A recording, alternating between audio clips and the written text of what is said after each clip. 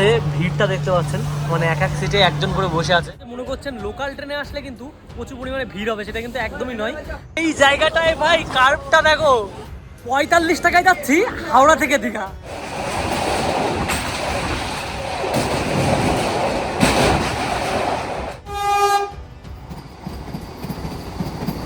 Timing কিন্তু local যে train সেটা কিন্তু মেনটেন বেশি করে। লাইনটা দেখছেন, এখান থেকে কিন্তু সিঙ্গেল লাইন শুরু হলো এই জায়গার থেকে করছি। আর আপনারা যদি দীঘা আসেন এই ভুলটা কিন্তু কখনোই করবেন না। আমরা কিন্তু 90 টাকা দিয়ে দুইজন টিকিট কেটে নিলাম, পার মাথা 45 টাকা বললো। দীঘা ভ্রমণ করতে আসলে আপনারা দুটি ওয়ের মাধ্যমে আসতে পারেন। প্রথমটি হলো বাস রুট, যেখানে টিকিট মূল্য আপনাদের 150 টাকা থেকে শুরু হয়ে 500 550 অব্দি চলে যাবে। তারপর তাম্রলিপ্ত এক্সপ্রেস, যেটার 2S এর ভাড়া পড়বে 110 টাকা মতো, আর এসি কোচ যদি আপনারা নেন তাহলে পড়বে 300 টাকা। কিন্তু আমরা স্বল্প টাকার মাধ্যমে মাত্র 45 টাকায় দীঘা যাব লোকাল ট্রেনের মাধ্যমে। হ্যালো হাই নমস্কার, নতুন একটি ব্লগে আপনাদের স্বাগত। আজকে চলে যাচ্ছি দীঘা। আর দীঘা মানুষ যাওয়ার সময় কোন ট্রেনে যাবে, কি করে যাবে, সেটা কিন্তু সব থেকে বড় প্রশ্ন আসে তাদের মনে। আর আজকে আমরা যেতে চলেছি 70 টাকায় দীঘা। বাড়ি থেকে 25 টাকা দিয়ে টিকিট কেটে নিলাম, আর এখানকার ভাড়া 45 টাকা। 45 টাকায় হাওড়া থেকে দীঘা ভ্রমণ, ভাবতে পারছেন, লোকাল ট্রেনে। তা চলো, এখন বাজে ভোর 4:10, আর 13 নম্বর থেকে আমাদের লোকাল ট্রেনটা ছাড়বে। আপনাদের কখন কি টাইম সেটা কিন্তু জানিয়ে দেবো এই ভিডিওর মাধ্যমে, যাতে আপনাদের কোনো রকম অসুবিধা না হয়।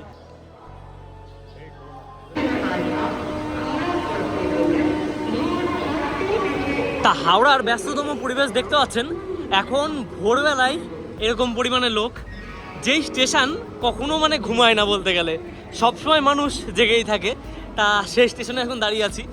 আর এটা 12 নম্বর থেকে আমরা এই যে সামনে দেখতে পাচ্ছেন, এখানে 11, 12, আর আমরা যাবো এই পাশটায় 13 নম্বর।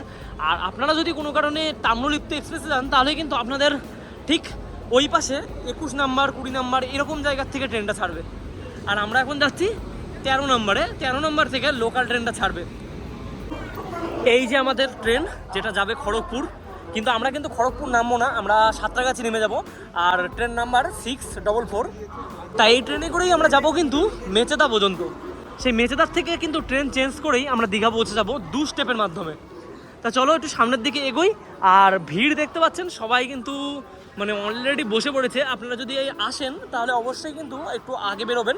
আর এই কারণেই, কারণ সিটটা না হলে পাওয়াটা খুবই চাপের হয়ে যায়। আমরা কিন্তু দাঁড়িয়ে আছি 13 নম্বর প্ল্যাটফর্মে। আর এখান থেকে কিন্তু লোকাল ট্রেনের জার্নি শুরু হবে।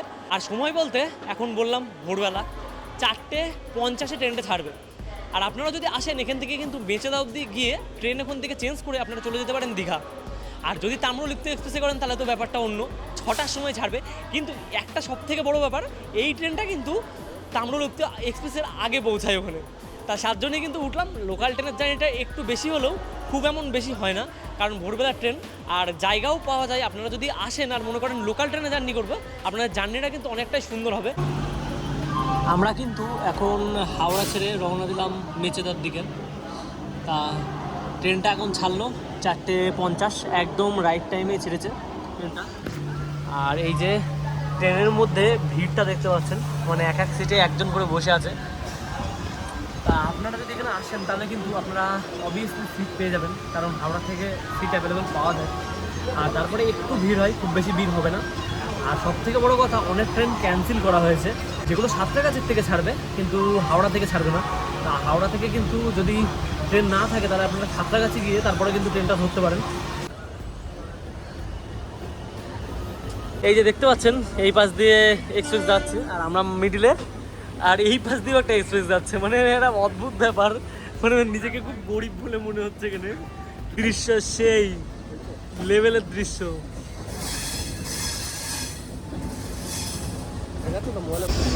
তা আমরা কিন্তু এখন এই যে টিকিয়াপাড়ায় পৌঁছে গেলাম। তা টিকিয়াপাড়ার এখানে দাঁড়াবে ট্রেনটি। আর প্রথম স্টেশন কিন্তু হাওড়া থেকে টিকিয়াপাড়া। আপনারা যদি এই টিকিয়াপাড়া থেকে আসেন তাহলেই কিন্তু আপনারা লোকাল ট্রেনটি পেয়ে যাবেন।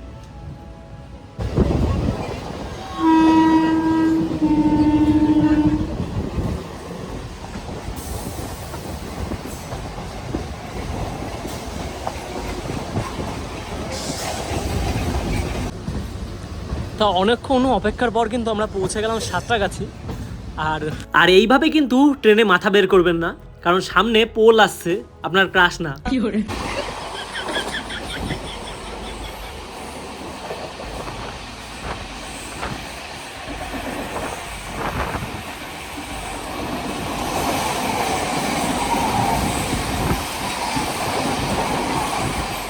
এখন স্টেশন দেওলটি, তারপরেই কিন্তু কোলাঘাট। আর কোলাঘাট যেতেই তার মাঝে দেখুন দেখুন এক্সপ্রেস কি সুন্দর জোরে বেরোচ্ছে। দেওয়ালটি স্টেশন, তা এটার পরেই কিন্তু পৌঁছাবে কোলাঘাট, যেটাই তাপ বিদ্যুৎ কেন্দ্রের জন্য বিখ্যাত। আর তার পাশাপাশি একটা ব্রিজ আছে, যে ব্রিজটা আপনাদের দেখাবো, এতটা সুন্দর ব্রিজ।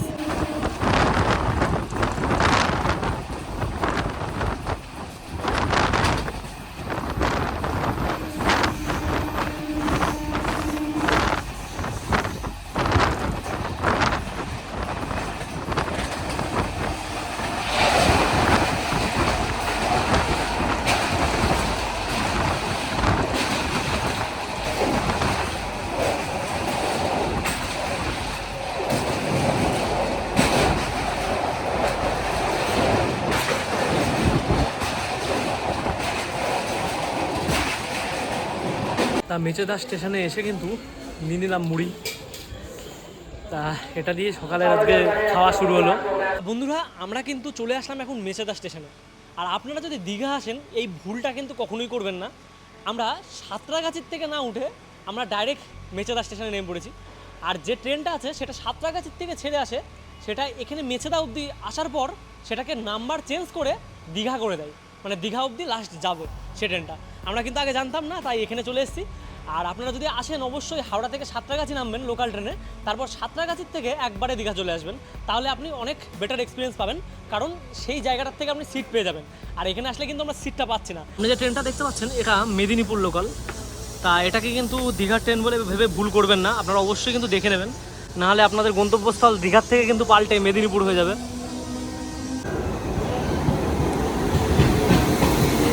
মেচেদা থেকে দীঘার উদ্দেশ্যে কিন্তু দাঁড়িয়েছিলাম, এখানে ট্রেনটা চলে আসলো। ট্রেনটার টাইমিং 8টা 6, আর তার থেকে মানে সব থেকে বড়ো কথা 7টা 56-তে ট্রেনটা কিন্তু পৌঁছে গেছে। আমি বলেছিলাম টাইমিং কিন্তু লোকাল যে ট্রেন সেটা কিন্তু মেনটেন বেশি করে, আর যে তাম্রলিপ্ত এক্সপ্রেস আছে সেটা কিন্তু টাইমিংটা অতটাও মেনটেন করে না। আর তার জন্য কিন্তু এটাতে উঠে পড়লাম, আর এখান থেকেই রওনা দেবো দীঘার উদ্দেশ্যে। আর এটা কিন্তু মেচেদা স্টেশন অব্দি লাস্ট স্টেশন মেচেদা লেখা থাকে, কিন্তু এখান থেকে কিন্তু ট্রেনের যে নাম্বারটা আছে সেটা কিন্তু চেঞ্জ হয়, সেটা চেঞ্জ হয়ে কিন্তু একবারে এখান থেকে দীঘা করে দেয়। তা এর ট্রেনের যে ভিতর আছে, ট্রেনের ভিতরে দেখুন কম্পার্টমেন্টগুলো দেখুন, একটুও ভিড় নেই। মানে আপনারা যে মনে করছেন লোকাল ট্রেনে আসলে কিন্তু প্রচুর পরিমাণে ভিড় হবে, সেটা কিন্তু একদমই নয়। আগের যে কামরাগুলো ছিল সেটা তো আরও ফাঁকা ছিল, তা এটাতে বসার জায়গা পেয়ে গেলাম। আর এবার চলো দীঘা যাওয়া যাক। লোকাল ট্রেনের জার্নিটা কেমন লাগছে অবশ্যই কিন্তু কমেন্ট করে জানিয়ে। লোকাল ট্রেনটা কিন্তু ছাড়লো এখন, আর এখনো পর্যন্ত মেচেদা স্টেশন তাম্রলিপ্ত এক্সপ্রেস পৌঁছায়নি। তা চলো দেখি আগে যেতে পারি কিনা, আর কতটা ডিফারেন্স থাকে সেটাও কিন্তু দেখাবো। কোনটায় আসলে আপনাদের জন্য বেটার হয় সেটা কিন্তু এই ভিডিওর মাধ্যমে আপনারা দেখতে পাবেন। এখন পৌঁছালাম পাঁশকুড়া জংশনে। আর আপনারা কিন্তু যদি চান, আপনারা পাঁশকুড়ায় এসেও কিন্তু আপনারা এই লোকাল ট্রেনটা ধরতে পারেন, আগের ট্রেনে করে পাঁশকুড়ায় এসে।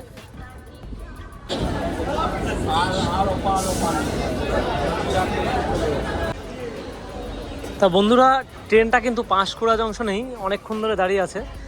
একটা টাইমের নির্দিষ্ট সময়ের আগেই কিন্তু পৌঁছে গেছে এই পাঁশকুড়া জংশনে।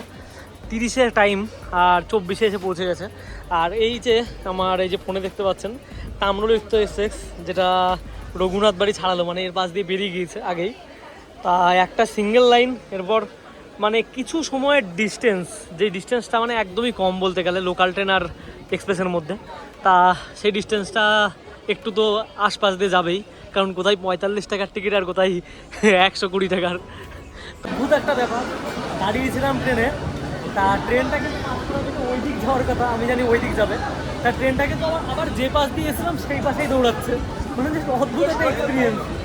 তা এই পাশ দিয়ে গিয়েই কিন্তু অন্য লাইন একটা ধরবে, তারপরে কিন্তু পৌঁছতে হবে দীঘার দিকে।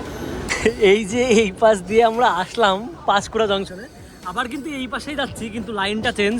এই যে দেখতে পাচ্ছেন দীঘার লাইন, এটা বলতে গেলে সিঙ্গেল লাইন যেটা। আর এই জন্যেই কিন্তু আমরা তাম্রলিপ্ত এক্সপ্রেস বেরোনোর পরেও কিন্তু দেখতে পারিনি। হ্যাঁ, আমি বলছি কি ব্যাপার হলো, তাম্রলিপ্ত এক্সপ্রেস তো পাশ দিয়ে ক্রস করার কথা, কিন্তু করলো না কেন? কিন্তু এই জন্যই করলো না, কারণ এটা এই দিক দিয়ে বেরিয়েছে।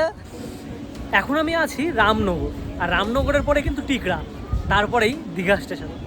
আর ট্রেনের টাইমিং 1 মিনিট লেট, মানে একদম পুরোপুরি টাইমিংয়েই চলছে। আর দেখতে পাচ্ছেন এই জায়গায় দাঁড়ানোর পরে অনেক মানুষ কিন্তু ট্রেন থেকে নেমেছে। আর দারুণ এক ওয়েদার, মানে হালকা হাওয়া, তার সাথে মেঘলা, দারুণ লাগছে। তা চলো দীঘা যাওয়া যাক, আর কিছুক্ষণের মধ্যে পৌঁছে যাবো আমরা। অনেকক্ষণ মানে কি বলবো, আটকে ছিল যানটা, যে কখন পৌঁছাবো, কারণ তাম্রলিপ্ত এক্সপ্রেস পৌঁছে গেছে অনেকক্ষণ আগেই, আর আমাদের ট্রেনটা একটু দেরি করলো, খুব বেশি দেরি করিনি। তা এই যে এই জায়গাটা দেখতে পাচ্ছেন, এটা তাম্রলিপ্ত এক্সপ্রেস আবার কিন্তু ব্যাক করছে। এটা একটা সিঙ্গেল লাইন হওয়ার দরুন এটা কিন্তু মানে সেম লাইন দিয়ে আবার পাস করছে। আর তারপর এটা যাওয়ার পর কিন্তু আমাদের এই যে লোকাল ট্রেন, সেটা এখানে দাঁড় করিয়ে দিয়েছিল এটার জন্য। আর এটা পাস করার পরেই কিন্তু আমরা টিকরার উদ্দেশ্যে রওনা দেবো, তারপরে দীঘা। তা এখন কিন্তু স্টেশনে আমরা পৌঁছে গেলাম, দীঘা স্টেশনে। তা দেখতে পাচ্ছেন সামনেই ট্রেনটা ঢুকছে।